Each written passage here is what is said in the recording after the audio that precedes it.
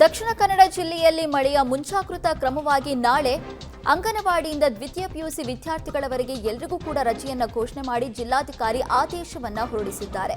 ಯಾಕಂದ್ರೆ ನಾಳೆ ದಕ್ಷಿಣ ಕನ್ನಡ ಜಿಲ್ಲೆಗೆ ಆರೆಂಜ್ ಅಲರ್ಟ್ ಅನ್ನು ಹವಾಮಾನ ಇಲಾಖೆ ಘೋಷಣೆ ಮಾಡಿದೆ. ಮುಂಚಾಕೃತ ಕ್ರಮವಾಗಿ ಜಿಲ್ಲಾಡಳಿತ ಕೈಗೊಂಡಿರುವಂತಹ ಕ್ರಮ ಇದು. ಜಿಲ್ಲಾಧಿಕಾರಿ ದರ್ಶನ್ ಅವರು ನಾಳೆ ರಜೆಯನ್ನ ಘೋಷಣೆ ಮಾಡಿ ಆದೇಶವನ್ನ ಹೊರಡಿಸಿದ್ದಾರೆ. ಇವತ್ತೇ ದಕ್ಷಿಣ ಕನ್ನಡ ಜಿಲ್ಲೆಯಲ್ಲಿ ನಡೆದಿದ್ದಂತ ಅವಾಂತರ ಏನು ಅಂತ ನಾವು ಆಗಲೇ ತೋರಿಸಿದ್ವಿ. ಶಾಲಾ ವಾಹನದ ಮೇಲೆ ಮರವೊಂದು ಬಿದ್ದು ಮಗು ಮೃತಪಟ್ಟಿತ್ತು. ಅಂತಹ ಅವಘಡಗಳು ಆಗಬಾರದು ಅನ್ನುವ ನಿಟ್ಟಿನಲ್ಲಿ ಜಿಲ್ಲಾಧಿಕಾರಿ ಈ ಕ್ರಮವನ್ನ ಕೈಗೊಂಡಿದ್ದಾರೆ. ರಾಜ್ಯದಲ್ಲಿ ಕಳೆದ ಕೆಲ ದಿನಗಳಿಂದ ಮುಂಗಾರು ಮಂಕಾಗಿತ್ತು, ಈಗ ಮತ್ತೆ ಚುರುಕುಗೊಳ್ತಾ ಇದೆ. ದಕ್ಷಿಣ ಕನ್ನಡ ಜಿಲ್ಲೆಗೆ ಆರೆಂಜ್ ಅಲರ್ಟ್ ಅನ್ನು ಹವಾಮಾನ ಇಲಾಖೆ ಕೊಟ್ಟಿದೆ.